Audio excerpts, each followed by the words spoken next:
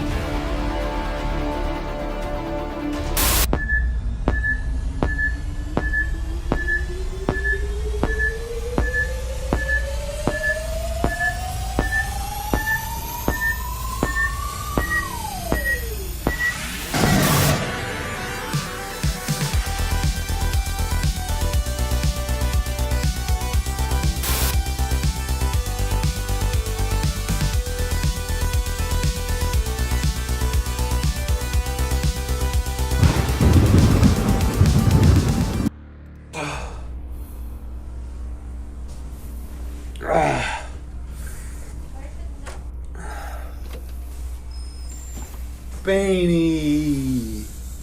Oh, Baney! Oh, you little shithead. Oh.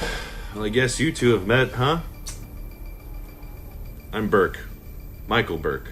I work for YouTube. But don't let that fool you. I'm really an A-OK guy. Really. Glad to see you're feeling better. They tell me that the weakness and disorientation should pass soon. It's just a natural side effect of such an unusually long YouTube break or something like that. What do you mean? How long was I out?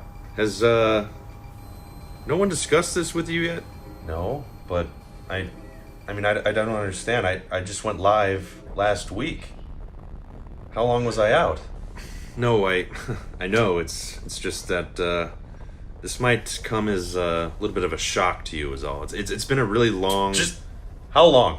57 years. What? See, that's the thing. You've been offline from YouTube for 57 years. You drifted right through the viral video section, and you never really made it. And your failure took such a toll on you, you fell into a coma. It was really just blind luck that a YouTube exec came across your central worker. You guys really were retards since the You okay?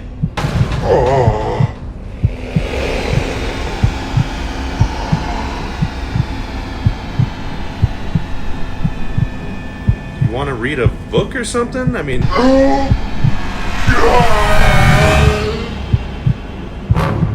Kill me!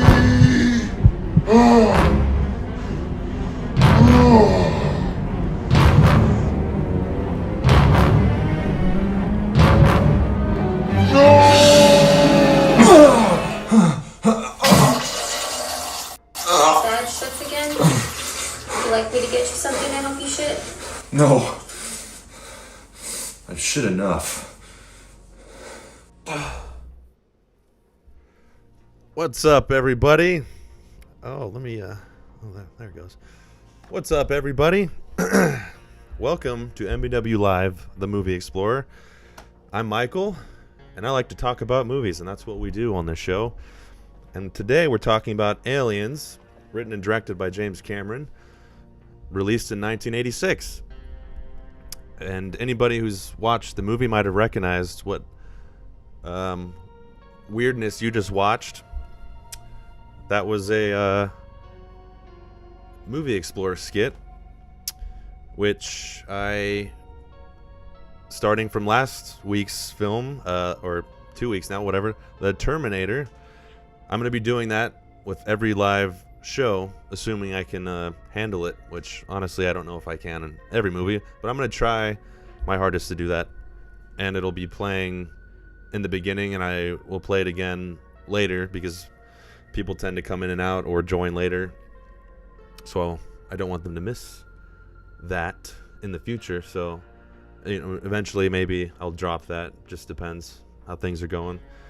But I don't know, in a half hour or so I'll play it again. I'll shoehorn it in there.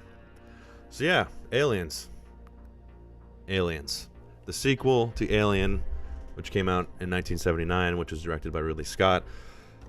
And if you happen to follow me, or if not, maybe after this, you can, if you want, check it out. I've talked about Aliens in a half-hour or so long video a couple years ago, and I kind of went in depth on it, and mainly the special edition, because there's multiple versions. And that video, the whole point of that was me arguing not only that it's probably the best sequel ever made, but the special edition is the definitive version of the film for multiple reasons.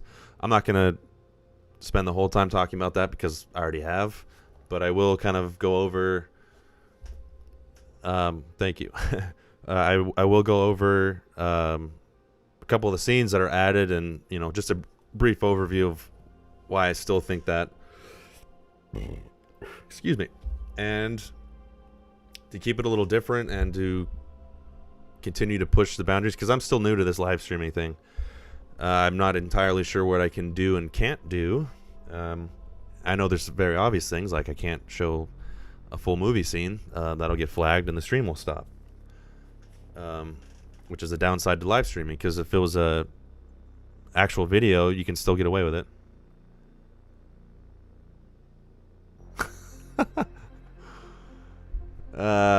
Yeah.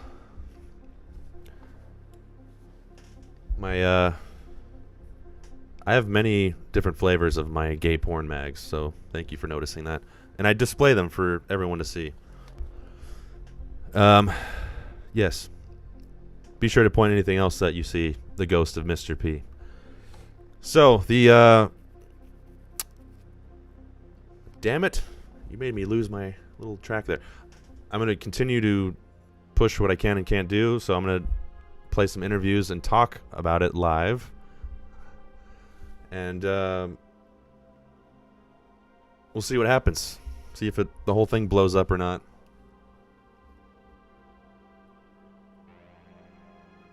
But to start, a little brief overview. Storyline is, if you for some reason happen to have not seen it, 57 years after Ellen Ripley had a close encounter with a reptilian alien creature from the first movie, she is called back, this time to help a group of highly trained colonial marines fight off against the sinister extraterrestrials. But this time, the aliens have taken over a space colony on the moon LV-426. When the colonial marines are called upon to search the deserted space colony, they later find out that they are up against more than what they bargained for. Using specially modified machine guns and enough firepower, it's either fight or die as the Space Marines battle against the aliens. I don't really like that outline, but that's the one that comes up right away on IMDb. They shouldn't have booted Nick Reganis' one. I specifically remember that used to be there because I've read that same thing before in the video that I already mentioned.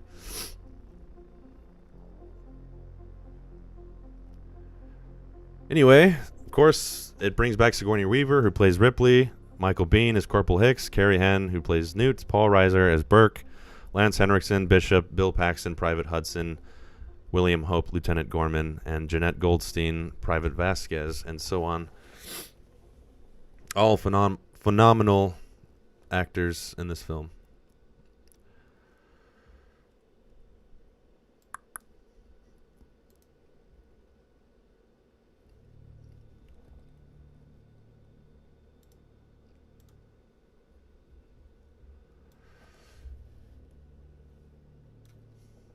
Alright, so as you can see, this is from a article website called Screen Rant. And I think this is in order, but Amanda Ripley's death. Oh, shit. So that's Ripley's daughter,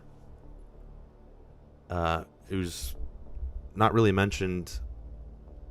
Yeah, it as it says here, it glosses over in the theatrical cut, but she has a daughter, and there's a scene where after she wakes up, Burke goes in some courtyard or whatever that she's hanging out in, and they kind of talk about her daughter and the fact that she's passed away because Ripley's been gone so long. And as you can see in the photo, she grew old and passed away. Which adds to Ripley's character and why she kind of has like a strong motherly instinct, which isn't really necessary to show that, but it does add some more depth. So I think that's always a good thing to keep in there. Hadley's Hope. There's a scene in the beginning of the movie showing the colonists on the planet, which you never see in the theatrical cut. I like it because it's building atmosphere, building the world.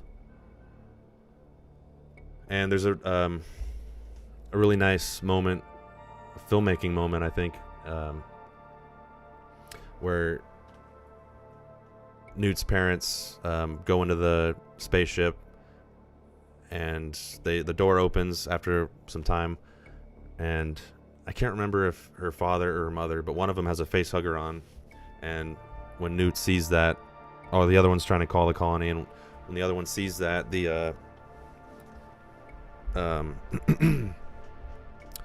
Newt sees it, and she screams, and it kind of like fades into the sound of the atmosphere, and you can't hear her scream, you just hear the atmosphere, which is a very effective moment, and it's just one of those things, like a technique being used that is unfortunate that got cut because it was a good edit. An effective way to tell that story, that moment of the story.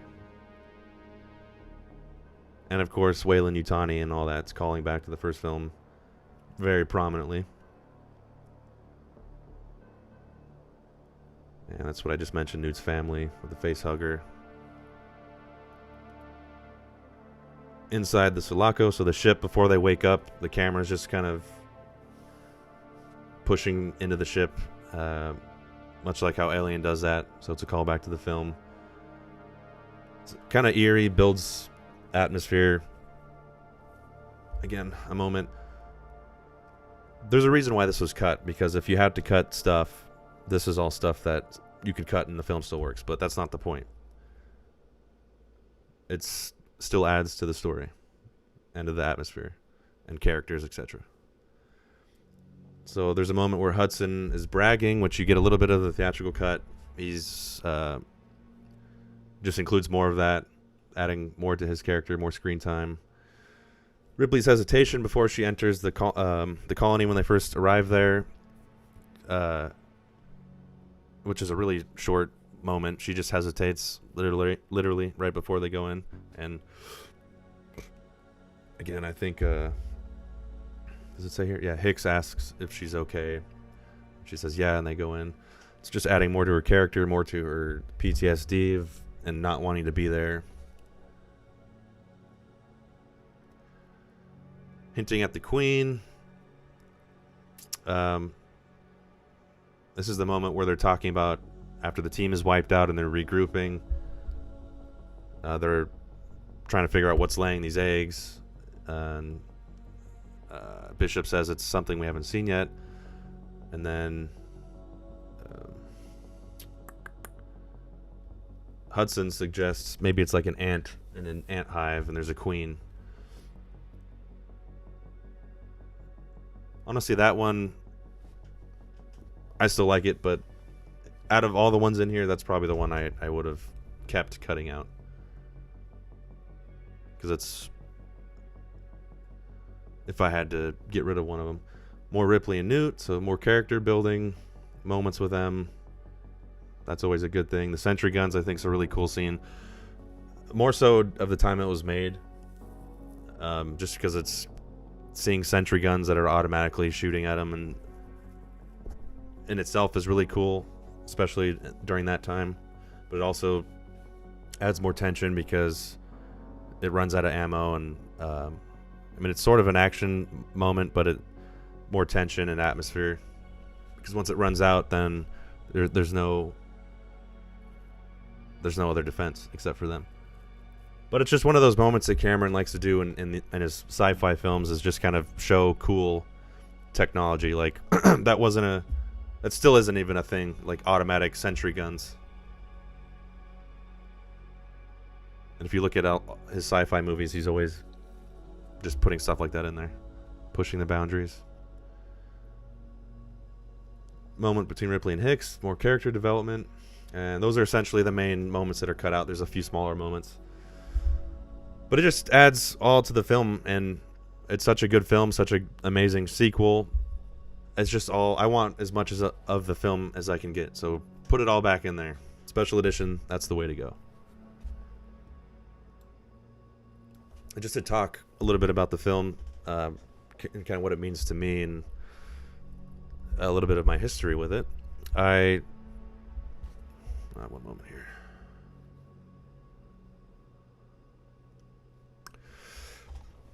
Yeah, I remember seeing it as a kid, and I was just always fascinated with it, as I'm sure most people were. It influenced a lot of movies after it, a lot of video games, especially StarCraft, Halo. There's literally, StarCraft took lines from the movie, and it's in the game.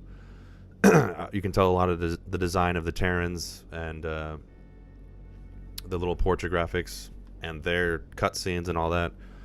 Huge influence. They literally kind of ripped the movie in certain aspects, which is awesome. I love StarCraft, Halo, just a number of first-person shooters. And yeah, I just always loved it as a kid. I would reenact it with friends. I didn't know when I had a home movie camera. I specifically remember like getting a group of the neighborhood kids together, acting like we're the Marines, with flashlights and I'm sure toy guns or whatever we had, and just acting like we're the Marines going into the hive, filming it with walkie-talkies and stuff. So yeah, I was always fascinated by it, always loved it, and it was definitely an early influence on me, on my love of movies and wanting to make them, because I literally was, without knowing what I was doing, just having fun with neighborhood kids.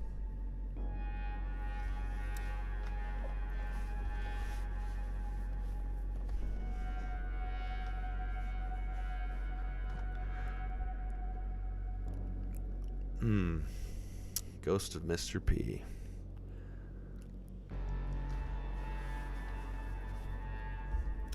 Nah, I'll just leave that where it is for now.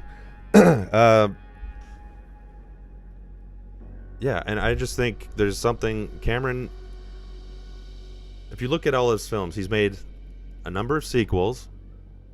Some, it's just a never winning argument, I suppose, but I think most of the sequels he's made are better than the first film. And in multiple cases, he made the first film, and he made the second film even better, which is very rare. Even other people that have done that usually can't claim that. Or it's like maybe they made it at least as good. I think in his case, he's made films that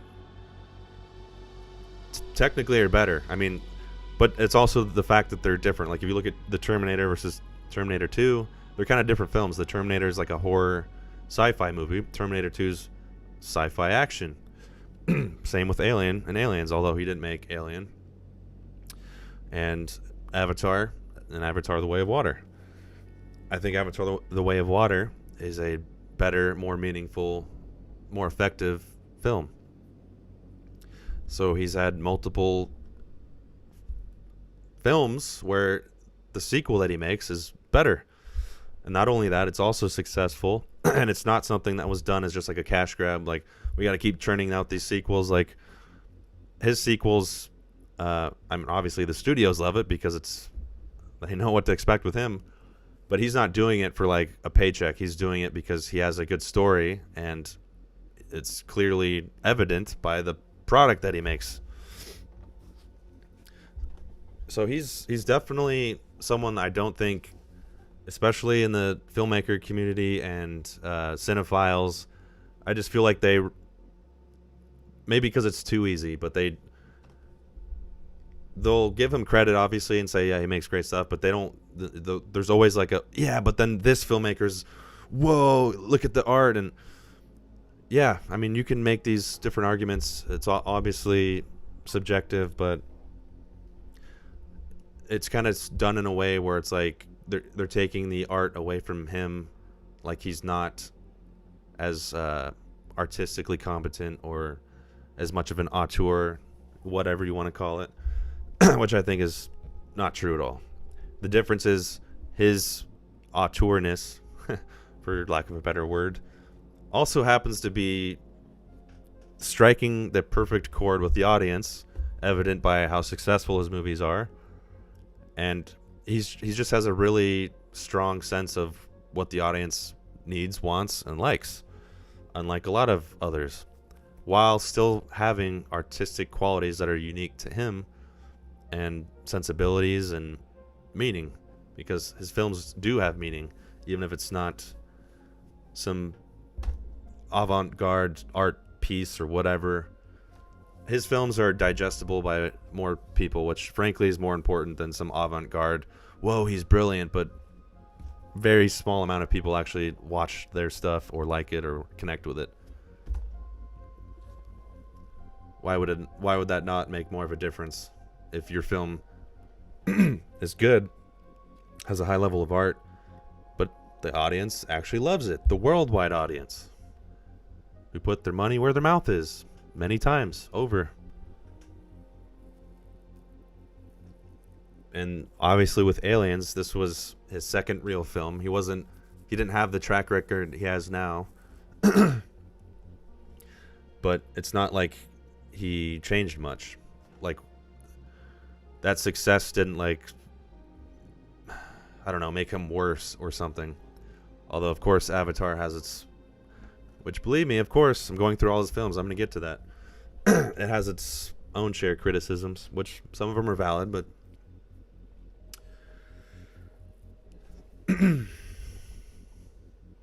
As always, chime in your thoughts on Aliens. The ghost of Mr. P wants to talk about my fat dad bod instead, and he probably dipped out already. Go ahead, chime that shit in there too if you want. Related to aliens. Maybe I got an alien in my gut right now. And I got gay porn mags, and I'm a cuck to myself.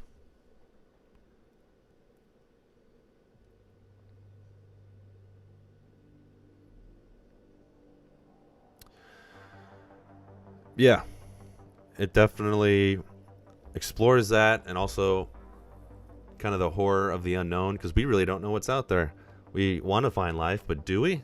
What if the life that's out there is something like that?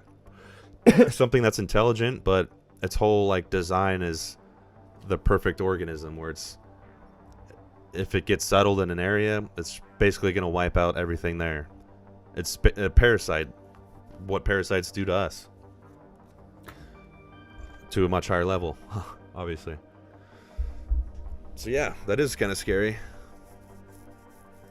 Hundreds of years from now, or thousands, however long it takes, at some point with people like Elon Musk on board, we will start exploring where we can actually reach. Who knows what we'll find. Hopefully not the xenomorph, because we're screwed. Because there's definitely people just like Weyland-Yutani company who are going to want to take it back for profit, and it's bound to go bad.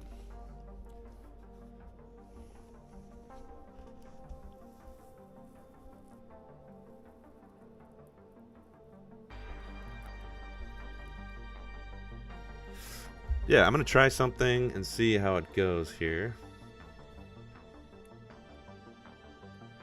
So I pulled up a number of interviews that I thought were interesting about aliens. Some of them, they might start playing music or something, so I might have to skip through them. But who better than the cast and crew to hear from on these films? And we can chime in and explore together.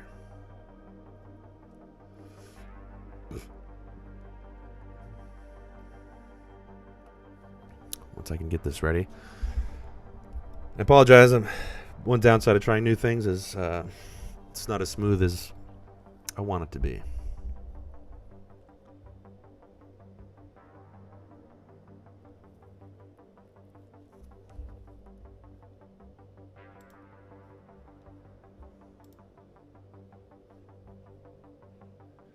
So this is James Cameron and Gail Ann Hurd, who produced it, used to be his wife. From Fandom. Don't know exactly when it came out or when this interview was, but this was put out in 2016. Let me know if you can hear it in the chat.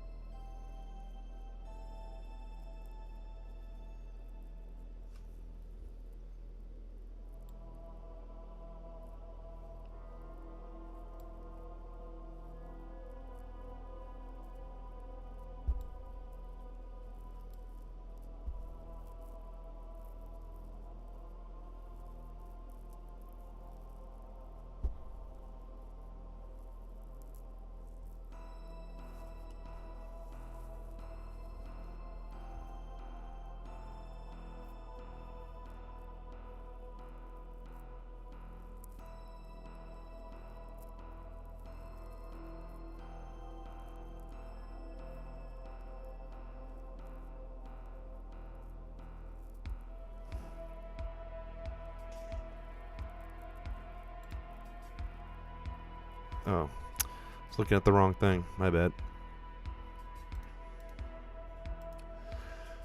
Sorry. That's what I'm talking about here.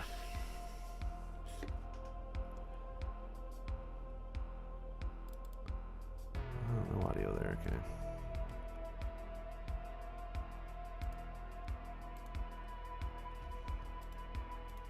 The impact this movie has had on all facets of media. Should be able to hear it now. Video games too. Yeah, There was a whole. There's kind of first-person shooters and kind of science fiction or push technology, combat games, Halo and everything. All fed a lot from that.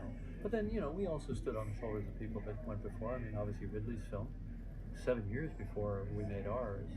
A lot of the mood and style and so on, was basically carried on. I would say, even though we were telling a different kind of story. But yeah, you can see the reference points in other films, and that's cool. I mean, I think that's part of how it works. I'm flattered by it. It's not like I want to run around and sue people. I get sued a lot by people who think it's not cool, but I'm not. The remarkable thing also, as someone who's loved genre my entire life, is that it's one of the first times that the horror genre was really taken seriously, and it was, there were 7 Academy Award nominations, which shocked the hell out of us. Yeah, and for Sigourney's performance as well. And no actress had gotten nominated for Best Actress for a genre picture up until that. I mean, not a science fiction horror. So to me, that was really the game changer. That all of a sudden, horror was not something, that was just a guilty pleasure, which is wonderful. I mean, but it was considered mainstream, and you could go see it and you could talk about it, and you didn't want to, if there were multiplexes, not that there were a lot, you didn't buy a ticket to something else and then sneak in to see the guilty pleasure, and that changed the face of two things. I mean, for better or for worse, all of a sudden sequels, which were not common then, became considered a little more viable. But a lot more viable, because the rule when we made Aliens, the rule was always, or the phrase was always, that a sequel would cost twice as much and make half as much. So it never really looked like a particularly good business model, and so they were relatively rare. Not these days, everybody always. I think it's gotten out of hand, but and the thing was that, as opposed to formulaic filmmaking, go to an auteur and have the auteur write the script and reinvent the story while staying true to canon. Yeah, I think there's a tricky balance when you're doing a sequel between making it fresh, surprising the audience, but not surprising them with such a swerve that they feel that it's not honoring the first film. So you've got to play to expectation, and you've got to play against expectation. And I always think it's about answering a question they didn't know to ask. but when they see it, it seems obvious. And that's a tricky space to play in. It's what I'm doing with the Avatar sequels and did with, you know, Terminator 2. But, you know, with Aliens, we didn't know. I mean, we didn't know it was going to be a hit. We liked it. We thought it was cool. Could that happen in the 30 years that obviously the business is so much different now? Could that combination of elements work today? Like the talent, the ability? Yeah. It's still always about getting having great characters on the page and getting great actors to play. They don't have to be great actors. They have to be the right actors. There has to be a perfect, you know, kind of synchronization between the actor and the role.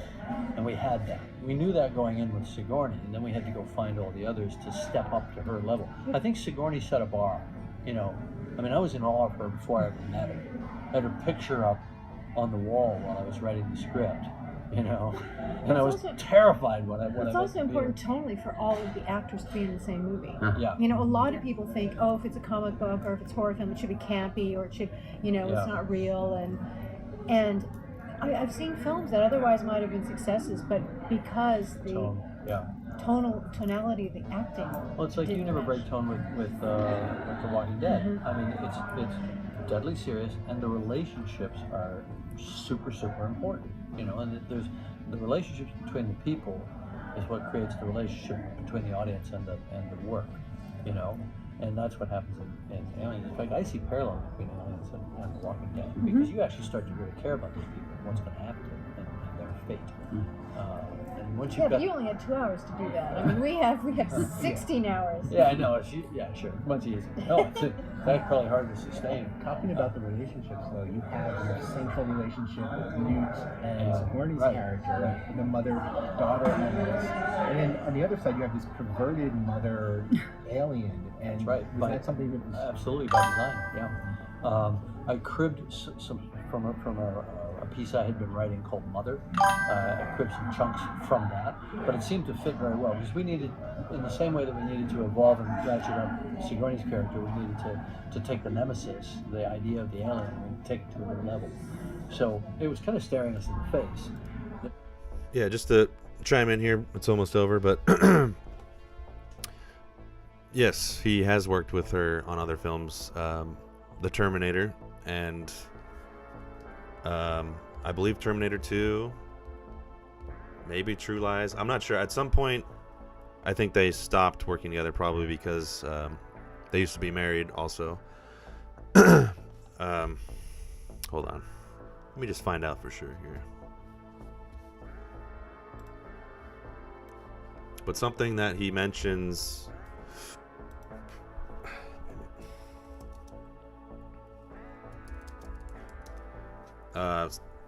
talking about The Walking Dead, which is an interesting comparison to Aliens. The point that he's making with the characters, as someone who's seen the entire main series, I haven't even bothered with the spin-offs. It does have really good characters, and you do care about those characters. But they, as also she mentions, that's a TV show, so they have many episodes to build that. A movie has, you know, usually at max 3 hours. And I would definitely say, and this is the case with most of Cameron's films, I can't say all of them, just specifically, even though, like, he'll have films where not, you know, every character is not some iconic figure or very memorable, they usually get something, some kind of nugget where it's like, okay, yeah, I do kind of remember that. And I know this because I recently watched The Abyss, which I'm going to be talking about on Sunday, the next film. And that film, it's not at the same level in terms of the characters. Obviously, like, the 2 or the 3 main ones are awesome. But a lot of the side characters, some of them have memorable moments, specifically the guy with the beard and the hat. But they're not at the same level at all. Obviously, it's a different movie, different situation, but... Aliens, every one of those characters, even the Marines that get wiped out in the beginning, they all have their little nuggets that are memorable, and then especially the ones that are left, Hudson, Hicks, Gorman, Vasquez, they all feel like fully rounded characters, so you care when they go out. And they all have their different qualities. Hudson, obviously, Bill Paxton, he talks a big game. He's very cocky, and then he's sort of a coward. Or not so much in action. Even it's just his talk. Obviously, he's got those many lines. Yeah, good idea.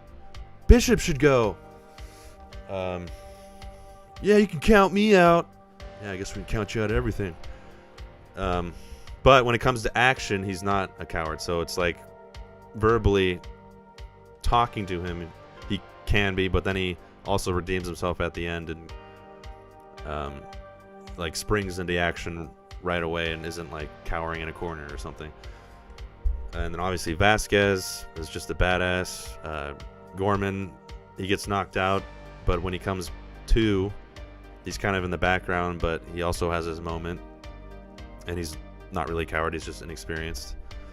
Hicks is obviously the natural leader, even though he's a corporal, which is kind of funny. Something I didn't really notice when Gorman wakes up. He's the lieutenant, but Hicks is the one who's like calling the shots, and he's only a corporal. Obviously, he's maybe in a situation and that could actually happen, where it's in an official capacity. I don't know, because he took over, and then the lieutenant doesn't know what's going on quite yet. But also, it's like they're isolated. He doesn't know what he's doing. He's inexperienced. It makes sense in that situation. That's something I, subconsciously realized, but never until I watched it last night, where I was like, oh yeah, that is kind of funny. That he's like taking orders from the corporal. Anyway, all those characters are awesome, iconic. You don't have a lot of time with all of them, but they feel well-rounded, like real people. They have traits that aren't like caricatures, and when each one of them dies, you're like, oh man, that sucks. They went out. I don't know. You care about the characters, and he had a very short time considering to do that, and it's a testament to the writing, his direction, and of course the actors themselves.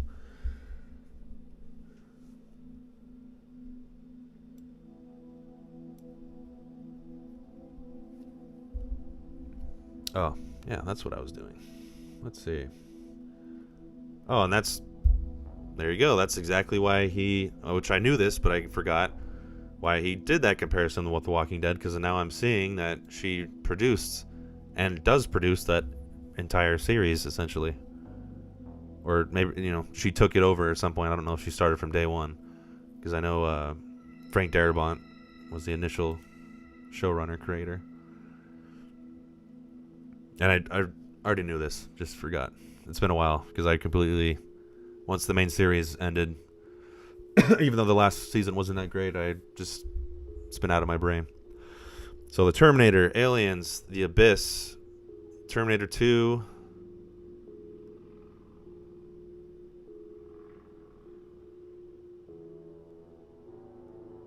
I think that's the last one of his films that she produced. So there you go. A ship filled with all these eggs. We laid the eggs. Now, a scene that was removed from Ridley's film showed that there was a closure of the life cycle where the humans were cocooned and became eggs. Well, we just threw that out because it wasn't, and that wasn't, in my mind, that didn't go against canon because it hadn't made it into the release cut. So I thought, well, you've got a mother someplace. So now you got two mothers in opposition, which is, and the piece that I cribbed some of that stuff from is called Mother. Obviously, I never went anywhere with that. I just stuck it all into Alien 2 when I wrote the treatment. Treatment was written really fast, like in a week or 10 days, something like that. Quick note on that. I think story-wise, both thematically and for action's sake, what Cameron did with having a queen is much cooler, and it does show like the comparison between mothers, the alien queen and Ripley, which is like a dichotomy that he was intentionally, showing. And just obviously it's just an awesome. It created a great sequence towards the end, but it's just an awesome visual, seeing the queen with the, and it makes sense obviously from what we know about species, most species. But that was an awesome visual to see the queen laying the eggs, and then Ripley faces off with the queen. So all that, much better. But technically, if you want to see, talking about the perfect organism, it would be more perfect if there was no need for a queen. And as in the first movie where that scene gets cut, like he mentions, but it shows that the people that the alien captures just morph into an egg, and it doesn't need a queen. So it can just be a one-man or one-thing operation. Just one of these things is out there, and it can capture people, turn them into eggs, and create more that way. So each one of those has the capability to do that. Obviously, instead of having one queen laying eggs, that would be a much more, even more deadly way to do it. But it is cooler to have the queen, I think. Marine Corps characters and all of the major, stuff in it. I just had to turn it into a script with dialogue. And that dialogue is snappy. Some awesome classic lines in there. Yeah, but part of that is that's the actors. It's like you remember. What are we gonna do now? It's a pretty shit now. It's amazing. Just a question, not in any way disparaging what. Yeah, that's definitely true. He laid the groundwork with good writing, or at least, is it the smartest writing? I don't know. You could argue not that, but good writing in the sense of knowing what would be an entertaining way to, an entertaining route to take the movie and to have these characters speak and all that. Like I said, that's what he's really great at, is doing that. And yeah, a huge part of that is the actor. You can write the greatest line ever, and if it's just delivered by a terrible actor, it won't even matter. Or just one, it doesn't have to be terrible. You could do it perfectly great, but then, I don't know. It's lightning in a bottle. You can't always predict that or judge what lines and what actor is going to become iconic. But he has a obviously history of multiple different film worlds, if you want to call it that, Terminator, Aliens, of doing that. But even a movie like Avatar, which I love, I wouldn't quite say there's iconic lines that I'm like, oh yeah, Avatar, that's from, because there isn't. It's just, that wasn't that movie's strong suit. You did, but although of course there's some Navi language, I don't know, that you can maybe argue, but it's not the same. So there's a bunch of great stuff on there, out there, I should say. This is what Tarantino, he has many things to say about a lot of things, but this is just a snippet of something he had to say on Aliens, which is cool coming from someone like him. Now is, Quentin, are there any special cinematic moments from your world that really stand out? Maybe the first time you went, possibly with somebody, or a particular film that you saw that really kind of inspired and lit that fire inside you as a filmmaker? I'll go with the first thing that came into my mind. Okay. And that was going to the Avco Cinema in Westwood and seeing Aliens. Wow. The day it opened. Okay. The Friday it opened. It was like long lines around the block for every single screening. So you had to wait in line through one whole screening before you would get let in for your screening. So you're like waiting in line a good 90 minutes or 2 hours. And so it was me and a bunch of the guys from the video store I worked at, Video Archives at the time. So it was us in line. We knew what James Cameron looked like. And we knew he was there. He was orchestrating on the day it opened. He was orchestrating everything. He was making sure the audience got in, got him out, making sure the projection was good. Yeah, and he gave it all to the Avco, all right, the Westwood Theater. And so we're like, that's James Cameron. Well, we knew what he looked like. Nobody else did, but we did. And so that's a cool guy, man. This movie's opening. He's making sure everything's going right. That's the way you take care of it, man. That dude cared. And then we saw the movie, and it was one of those things where you have situation where a lot of movies are built up and everything. This couldn't be built up more, and it couldn't delivered more. I just remember that having this thought process and watching the movie. Oh my God, this movie is, we were expecting so much, and it's giving us more. This is as good an experience for an action movie as you could ever have in a theater. And so I think that is the one that I remember the most, but it got, because of the anticipation and how well it delivered. What a fantastic film to choose. So yeah, coming from Quentin Tarantino, who makes films nothing like Aliens, he famously never talks about the 80s really. He says that he's not a big 80s movies guy.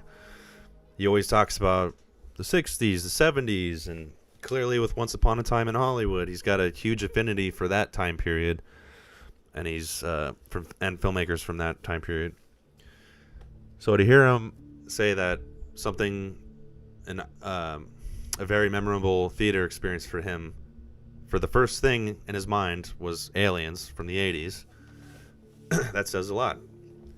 And yeah, speaking of something he mentioned, one of the greatest experiences you can have in a theater with an action movie and etc. Yeah, that's something that Cameron's good at, is creating an experience. It's not just a film, it's not just a movie, it's an experience. Most of his films really feel like that, and almost the way they're structured kind of feels like that. It's like you're going on a ride.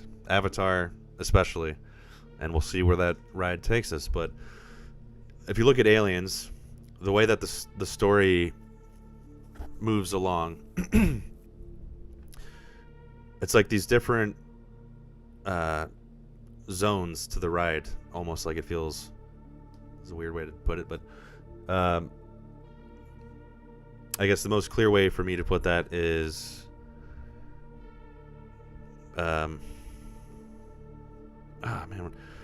okay, so they lose Newt, him or her, Ripley and Hicks, as they're going to the elevator. An alien tries to get on. Hicks shoots it, burdens him with acid, so he gets left on the ship. She goes back down to look for Newt, which leads her to the Queen. She's there, all the eggs. She finds Newt. She lays waste to the eggs, and then the Queen starts chasing her. She gets to the elevator, makes it up, and basically with a lot of these moments, you could cut what happens and just move forward in something else. But he keeps it going. Like another elevator opens up, the Queen gets on, goes up. They get on, or at first the ship isn't there. She thinks Bishop left, which is also a great thematic moment. I was right, don't trust an android. But nope, Bishop's different. It was unstable, so he took off. He comes back, picks her up. And then initially you think, okay, well, the Queen's still there. She's going to blow up when the plant blows up. They got away. Yeah, the movie's about to end. Happy ending. But no, once they land, in a great moment, which I parodied in my exploration of it that I mentioned, you hear it, and then they look, and Bishop gets impaled by the Queen. She drops down from the ship, and now the Queen's on the ship. So she battles the Queen again in the power loader suit, which is just also an iconic sequence. Get away from her, you bitch, that whole thing. She fights the alien, blows her out of the thing, and there you go, it's finally over. So that whole sequence, it didn't have to be done like that. Like, they literally could have just left, the Queen makes it up to the platform, but they get away just in time and it's over. Nope, he takes you on a ride. It's still going. And also at that point, that whole Queen sequence also could have not happened. It's just more and more layers to like a ride experience. And I think, again, that's something he's really good at, is layering that in there in such a way where it's like it's taking you through these movie waves that are just very satisfying, especially when it's not what you were expecting and it's the first time you see it in a movie theater, which sadly I never got to experience. It's the perfect movie to have done that with. So to everyone who actually got to do that in the 80s, you're lucky. You're very lucky. I couldn't even do that with Terminator 2 Judgment Day, goddammit. Or Titanic. Avatar, though, I took full advantage of that. It's the only movie I think I've seen like 4 times in the movie theater. I saw The Way of Water twice. Basically, if Cameron ever makes a movie, which apparently it's just going to be Avatar films until he dies, hopefully not short or premature, go see it in the theater. He's one guy you don't want to miss any of his films in a movie theater, no matter what the current state of the industry is, or streaming, or whatever the crap. Yeah, the fact that Tarantino, that's his first go-to when asked that question, that's very telling. And then I found this. I won't play the whole thing just because it's pretty long, but it's just interesting information shared by some of the lesser cast, if you want to call it that. So, hopefully they'll hear me back there, but first of all, he played Private Frost, Trooper. Absolutely terrified. And then we have to say, okay, back to one means go back to the beginning. Master shot is they shoot everyone, and they, so. Cut it. I just like to say that, you know, Kubrick was shooting Full Metal Jacket. Oh, another thing. Jeanette Goldstein, who plays Vasquez. I mean, she's a character actor. You can't say anything other than that when you look at the roles. Like, she literally disappears in them. I wish she was in more stuff later on. She was great in every role Cameron put her in. And probably Vasquez is... Not probably. That's her best role. Both iconic-wise and... I mean, I guess she wasn't given that much to really say, oh, it's her best acting performance. But like most people, I had actually thought she was some type of Hispanic. And nope, she's not. I mean, her name is Goldstein. But obviously there's like a whole... She's a little tan in that movie, but she honestly looks Hispanic. Nothing about that seemed false or like a caricature. It was just like, no, that's... If you're going to do that, that's how to do it. She honored it. She was 110% believable in my book. And many people think that she's actually Hispanic, including other Hispanic people. And she tells stories on that they're really surprised when they learn that she's not even Hispanic. But it's also like, you can have an argument with like, well, obviously it was a different time. It was in the 80s, different scene and in the culture and especially the movie industry. But like, she killed that role so hard. I don't think that somebody else should have played it who actually was Hispanic when it's a case like that. That shouldn't be your, in this day and age, your go-to. I don't even think you can get away with it anymore, but that shouldn't be your go-to to actively not try to do that. But yeah, have other actors audition, and if they do a better job, why the fuck not? That's what it's all about. Who's the best person for the role? Period. It's not a quota to fill. That's not even right in art in general. Art isn't about fucking quotas. And then Jim came over with Alien. This video is not the best quality, but if you can't really tell, who's speaking right now is Michael Biehn. Lance Henriksen's next to him. Jeanette Goldstein's in the middle. Man, not remembering. I know the other two guys, but I'm falling short on their name right now. But they're the other two Marines. Rico Ross, and then at the end, Mark Rolstein. So all the Marines, and then Bishop.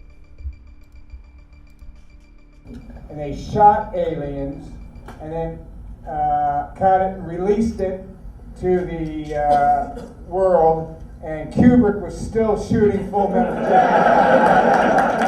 Kubrick actually, and they ended up booting Timmy, who was living in the same apartment, well, in the same house. Hell!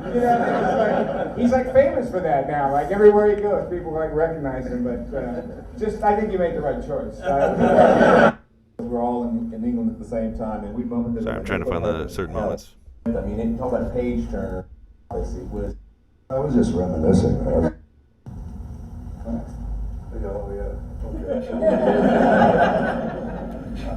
was just reminiscing. You get these two guys. They were like using me as a training object, chasing me through the ship. Didn't know what was going to happen if they caught me, but no, we had a great time. Their memories of it is so different than mine. I was kind of in a trance. I think I brought my first wife over there with me, so I was under her thumb a little bit, and I was playing like a guy who was 12 years old, so it was just fine. So my memory of it is so different.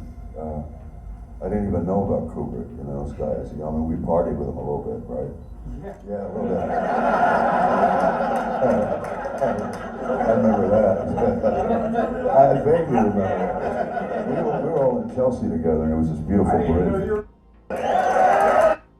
Jean-Claude Van Damme got the lead in Predator. You think you got the...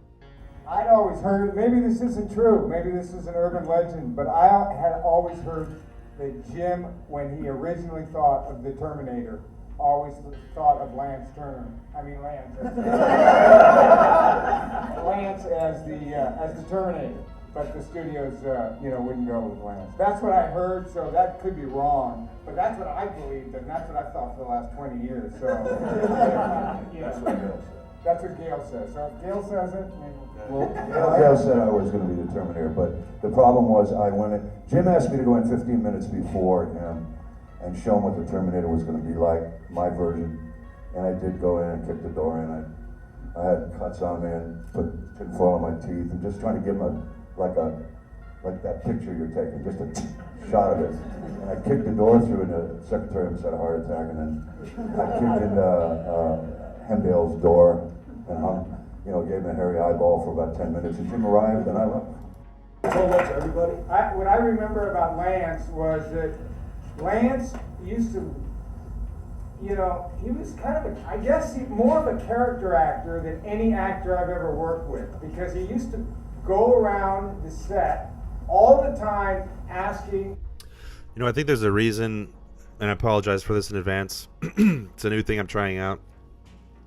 Showing interview clips in the future, I will try to be more specific on the moments, so it's not just playing the clip, like literally down to, okay, this is the exact time this is the moment I want to show, so I can just be more to it instead of watching the clip. But what's interesting about which I've heard that before, the Lance Henriksen story, where Cameron was originally picturing him as the Terminator, and there's like a concept art of him as it.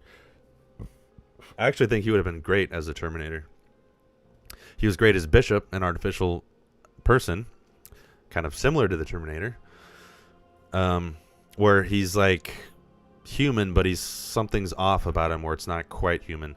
Whatever he did, whatever he was thinking, smoking during that time, he fucking killed it, nailed it on the head. And he would have been a great Terminator. Honestly, a more realistic one. If they wanted to send an infiltrator unit, why would they choose a gigantic, muscular guy who doesn't blend in at all? Who has like a, Stonehenge face. But of course, glad that worked out and that he changed his mind, because I wouldn't want it any other way. But he still would have been a great Terminator. Lance Henriksen. That would have been interesting. Would he have blown up like Schwarzenegger did? Probably not in the same way. But also, would the franchise have continued like that if it wasn't Arnold in the lead as the Terminator? I don't know. Interesting. Yeah, there's some other moments I wanted to share, but honestly, unless I have a guest on this show, I don't really want to keep it longer than an hour. Just because I don't want to wear out my welcome, unless there's somebody I'm talking to, interviewing, etc., where it's just different. And with these movies, you could literally just sit here for hours and just watch stuff and talk about it. It can go on and on. And with some of these films, I'm sure I'm going to come back to it. I'm going to revisit it and another video, probably with a guest, and do like a part 2. So you definitely can expect that. But in general, if it's a solo mission, don't really want to keep it much past an hour. And there's other interview clips I wanted to go over and talk about, but for the sake of that, I'll save it for next time or something like that. And as far as showing the opening movie parody skit, I just don't want to do that twice. I thought it was going to be a good idea, but you can also just go back to the beginning and watch it at any time. It's not just live and it disappears forever. So if you want to see it, just rewatch the beginning, and it's right there. From now on, if I have one, it's going to play right after the intro. And also, it just feels weird like to play it again and cut for me back to that, and I don't want to be watching it live of myself. It's just weird. And if you want to watch it, and I'm making it for you guys essentially, so if it sounds weird, yeah, I would like you to watch it. If you're a fan of the film, you should get some kind of enjoyment out of it. So yeah, just rewatch the beginning of the video. It's a couple minutes in, and there you go. So, man, Aliens. I love it. I love the film. I love James Cameron. He's the sequel king in my mind. Other people can make great sequels, but not as consistently and as successfully as James Cameron can. He's the God King of whatever you want to call it, and he's still going. And I can't wait to see how he closes out the Avatar trilogy. And honestly, I would love for him to make a movie that's not Avatar. I know he's got more in him. I would love to see him do another original work of something. Or even, he hasn't done this yet, directed a threequel. Can he do that? That's a true test of his ability. I would love for him to do that. Come back to Terminator, turn that shit around, save it, because every sequel after T2 does not compare, and I'm sure everyone agrees with that. So, it's a sad thing, because like I said, I would love to keep talking about Aliens. It's a film I love so much. It meant so much to me. I wish, or I guess there is a way to do like a watch along, but I've seen other people do that, where you just queue it up and, okay, I'm starting now. Everyone start now. Okay, we're watching it together. Maybe in the future I can do something like that, because I would love to talk about the movie and actually watch it. But it's just, I'm not at the level where I can do that yet, because most people who are going to be chiming in at this point, or tuning in I should say, just aren't going to be doing that. So it's, I don't know, no point to do that really. And I'll be too sucked into the movie to really be hosting anything. So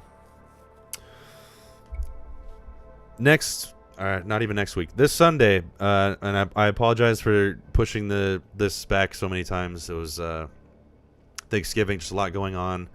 Shooting those opening things as quick as I try to do them, and as shittily whatever, not too much effort put into them. It's still, I need more than a day turnaround time.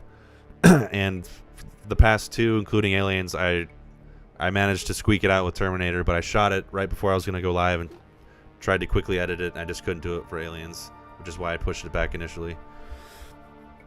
So, yeah, it takes a lot of work to try to do that before these. So, but I love doing it, and it's what I missed most about doing the non-live version of this. So I'm definitely going to keep doing it. And you can expect those. Some of those, I'm sure I'm going to go all out, if you want to call it that. I'm actually looking forward to the next episode on Sunday, The Abyss. It's his most underrated film for a number of reasons. Underappreciated. The level of technical ability and the nightmare that was to shoot, I can't wait to get into that. I think the little opening I'm going to have for that is going to be pretty cool. Although, admittedly, I couldn't find a single scene to parody, so I'm doing something a little different with that one. But I hope to see you guys all on Sunday to talk about The Abyss. It's definitely worthwhile if you don't know much about it or you haven't seen it. because it's like I said, it's just an underappreciated Cameron film. Who I would not have wanted to make that film. It seemed miserable. All the actors and crew can testify to that. None of them have said it was a great experience, but I'm sure they're at least proud of the work that they made. So, having said all that, The Ghost of Mr. P, my gut will be out again. I'm going to go continue to cuck. Thanks for tuning in. I hope to see you next week. I'll have my porn mags out on display for you, since you care so much about that. And having said all that, in this very long exploration video about a movie I love, Aliens, I think there's only one thing left to say. Besides, I love you. And see you on Sunday. Bye. That's it, man. Game over, man. Game over. What the fuck are we gonna do now? What are we gonna do?